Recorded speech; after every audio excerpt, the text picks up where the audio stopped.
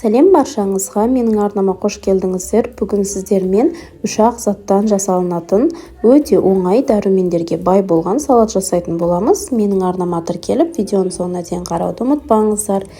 Ең алдымен қызылшаны суда қайнатып пісіріп аламыз. Сыртын ашып тазалаймыз. Алмаларды да сыртын ашып тазалап аламыз. Грек жаңғағын жуып тазалап құрғатып аламыз. Үлкенде ыдысқа үкіштен қызылшаны өткізіп аламыз. Бірінші осындай сәбіз шығаратын үкішпен өткізсеңіздер, өте әдемі болып шығады салаттарыңыз.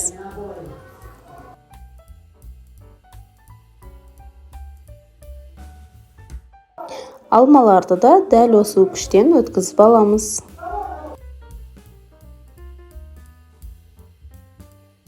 Грек жаңғағын майдалап турап аламыз, не болмаса блендерден өткізіп алсақ та болады.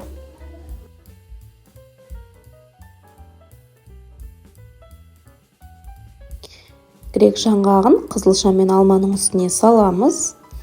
Енді бір қасық майонез, не болмаса бір қасық сметана салып, салатымызды жақсылап араластырамыз. Өте оңай, өте дәмді, пайдалы салатымыз осымен дайын болды. Жасалуы оңай, бірақтан өте пайдалы, дәрумендерге бай болып есептелінеді. Қызылшаның пайдасыны өздеріңіз де өте жақсы білесіздер. Дәл осы грек жаңғағымен жасасаңыздар, өте ерекше дәмді болып шығады. Сіздер де жасап көріңіздер. Видеоның соңына дейін қарағандарыңызға рахмет. Менің арнама тіркеліп, лайк басып, қоңыраушаны басып кетуді ұмытпаңыздар.